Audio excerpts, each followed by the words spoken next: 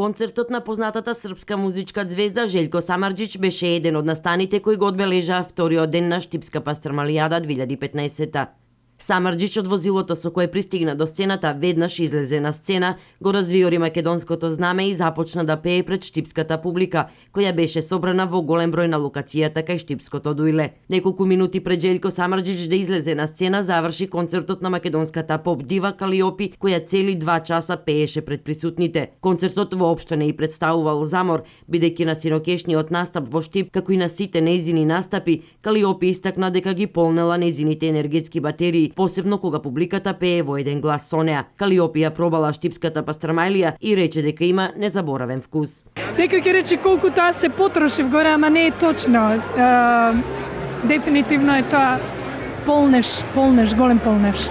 Батериите се полнат кога публиката пее со вас. Апсолутно, и кога слушаат, и кога едноставно ги живеат во нивна замисла, едноставно во нивната сфера животна си ги доживеуваат нивните песми кои што јас ги пеам, впрочем и сум ги напишала, ама некаде во нив се и нивните животи.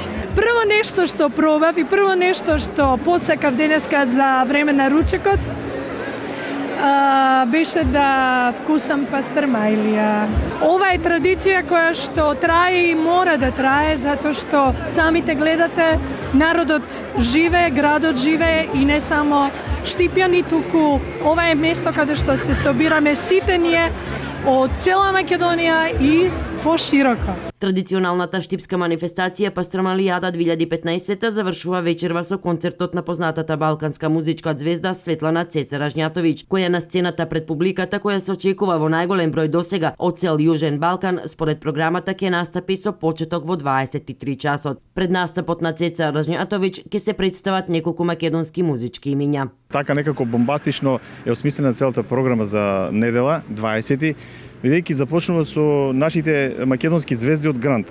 Мартинијан Кириловски и Ивона Јовановиќ ќе направат, мислам дека добар вовед во она што следува потоа.